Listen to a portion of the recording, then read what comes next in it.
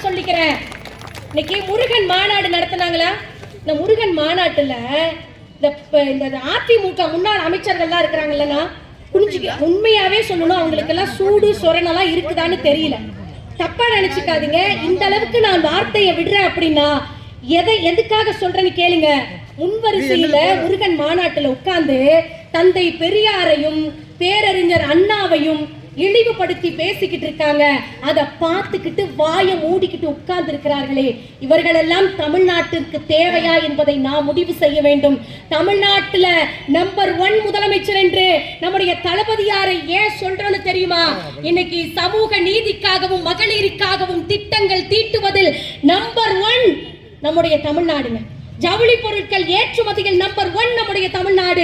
உயர்கல்வி மாணவர் சேர்க்கையில் நம்பர் 1 நம்முடைய தமிழ்நாடு. தொழில் துவங்க உகந்த வரிசையில் நம்பர் 1 நம்முடைய தமிழ்நாடு.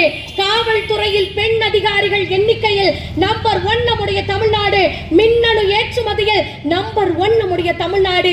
இப்படி நம்பர் 1 என்று தமிழகத்தை இந்தியாவிலேயே நம்பர் 1 மாநிலமாக மாற்றி இருக்கக்கூடிய நம்பர் 1 முதலமைச்சர் தான் நம்முடைய தமிழ்நாட்டின் முதலமைச்சர் என்பதை இந்த இடத்துல பெருமையா சொல்லிக்கிட்டு, அடுத்த தேர்தல் நிச்சயமாக நம்முடைய திமுக தான் வரும் அப்படிங்கறத 100% இந்த இடத்துல நான் சொல்லி